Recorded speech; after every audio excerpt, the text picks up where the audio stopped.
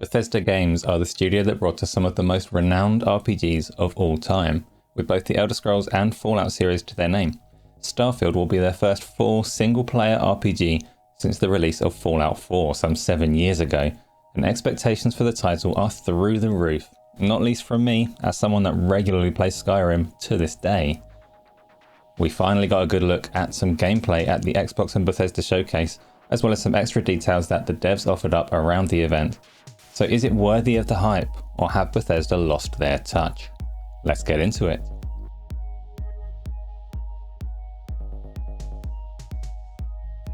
Bethesda's previous RPGs are quite unlike anything else.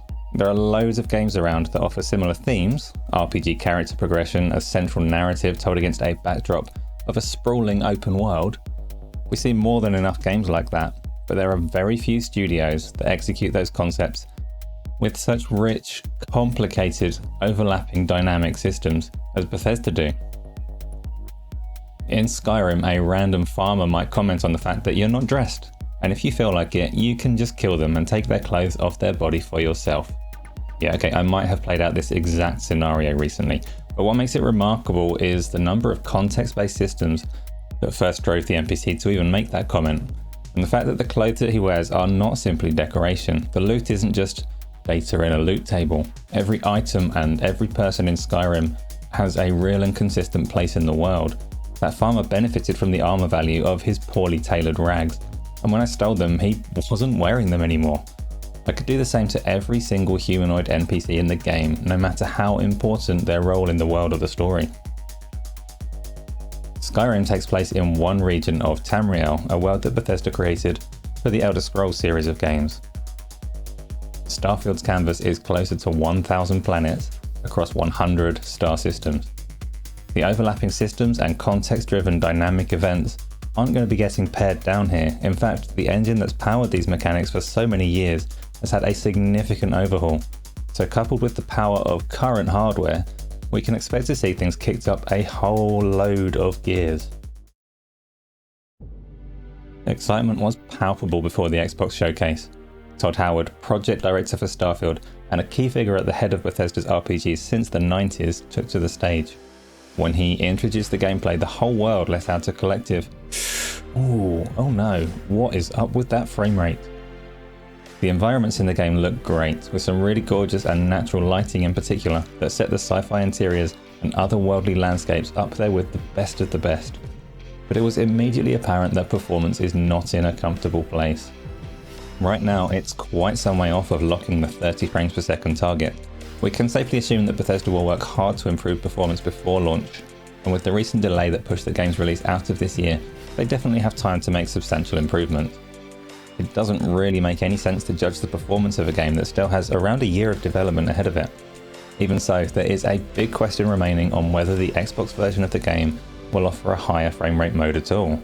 Todd Howard has publicly stated that he enjoys games at 30 frames per second, so we're relying on the studio recognizing the sheer number of people that would really rather play at least double that. Starfield is evidently a huge game. The 15-minute showing barely scratched the surface of the features that we can look forward to. But let's go over what we do know. A central narrative will pull players in and guide them through, and that alone should take 40 to 50 hours to complete. I tend to describe Bethesda games as much wider than they are long. The core narratives are small next to the amount of things that you can do if you wander off course and engage with the world. But here, even if you charge from start to finish with blinkers on, this is a big game. We know very little about the narrative in it, in terms of who the antagonists are and what's actually at stake. And we don't really know how much you're required to engage with the various factions that we know about, the dynamic systems that we'll go into in a minute, or just how far you'll be exploring the vastness of space. We were shown first and third person combat against humans and alien creatures on planet surfaces, bases and ship interiors with low and even zero gravity. What was shown was pretty simplistic gunplay with no magic, no grenades, no shouting like the dragons do, but we know that the game features pistols, assault rifles, shotguns, sniper rifles, heavy weapons, explosives, ballistic and laser weapons. There's no word of melee, but you can bet that the mod community will get right on finding a way to give us lightsabers. There's also dogfighting in space and an extensive shipbuilding and customization system that looks pretty core to the game. We saw the schematic-like interface that players will use to build and customize their ship, and pausing to take a look at the text reveals that our choices for components and layouts will impact our ship's maneuverability, durability, shield capacity, firepower and weapons arsenal, but also the number of people that you can carry and how far your ship can jump through space. That last detail implies that the ship will be something of a gating system on how far you can explore the universe, but of course there's huge freedom in how you acquire the parts that you need. You can skill your character up to build the parts you want and acquire resources from nature itself.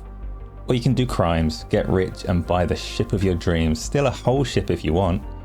Or earn money and parts through more wholesome means by completing side quests or farming space pumpkins and selling them to children or whatever it is you nice people do. It isn't just ships that you can build. We were shown a brief glimpse of Outpost Building. You can build outposts wherever you want, allowing players to build a home away from home that generates critical resources. You need to hire people to maintain things for you, and most likely take care to make sure that the outpost is adequately defended. We only saw this concept very briefly, and they didn't mention a need to keep it defended, but it very much looks derivative of Fallout 4's settlement building system that some players loved and others found tedious or frustrating.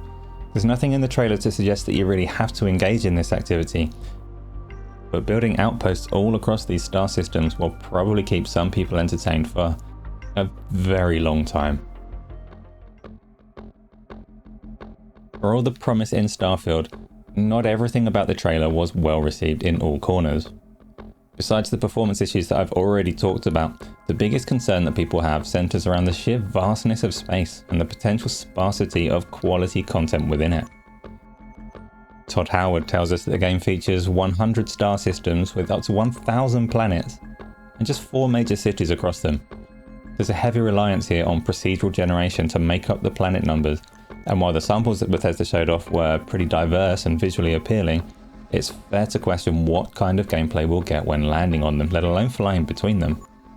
Typically, exploring Bethesda's games is kept interesting by dynamic event systems, so when I wander the paths of Skyrim I might meet some tipsy revelers, or get shaken down by some bandits ambushed by a dragon. If I'm really lucky, the bandits will get ambushed by a dragon and I'll just enjoy the show. Are there dynamic events on such a scale that whole planets can offer excitement within Starfield? Or are the planets just going to be window dressing to be ignored? At the very least, they're going to be a great canvas for the modding community that will inevitably add so much to this game. What do you think that you're going to be doing on these planets? Leave a comment and let us know. Speaking of the modding community, that's another point of interest because mod communities have supported Bethesda games and fixed the numerous bugs that they always ship with for years and years and years. The modding scene has always been much stronger in the PC space, but Bethesda have been very key in pushing that scene into the console space. Fallout 4 and Skyrim had a modding scene on consoles. It was more limited than the PC space, but it was there. Now that Bethesda are on the inside, maybe we'll be seeing something more thorough. Another criticism is the facial animations in the game that really came under some fire as they don't hold up against the cinematic games using state-of-the-art motion capture techniques. Personally, I would say that while that observation does hold merit, it is true, you can't really argue against it, it isn't a big issue. Starfield is simply not the same kind of game as things like The Last of Us or Hellblade. It features over 200,000 lines of voiced dialogue, programmatically expressed by a huge range of characters, and while their faces may look a little stilted next to the intricate captures of human actors in other games, it does a more than competent job of delivering voice acting on the huge scale that this game demands. I'll also just really quickly say, I've seen a lot of people speculate that the delay for Starfield means that this game is going to launch without a ton of bugs. It's going to be a really polished experience. Keep those expectations in check. Bethesda games, as I've said, are so complicated in the way that the systems overlap, in the way that everything is so context driven and system based. Bugs are inevitable. They're a part of a Bethesda game. Like it or not, you can't get away from it, and they are going to be there, guaranteed. Just consider them a price for the ambition and scale of the game. So, does it live up to the hype? The game's probably a year out, so obviously it's too early to actually answer that question, but I see no reason to be overly concerned for it at this point. As with Bethesda's other RPGs, Starfield looks set to become a game that people can play for many, many years. For me, it remains to be seen whether it can end my reign of terror in Skyrim, because I just personally really liked the high fantasy setting in that game, but sci-fi definitely has just as strong a following. I also have to take a moment just to express my own unpopular opinion. I would love to see a full virtual reality version of this game. Unfortunately for me, Microsoft does not have any strong form for supporting VR, and I'm sure most of you are okay with that, so I guess for me that leaves just one thing for it. I'm gonna fire the laser.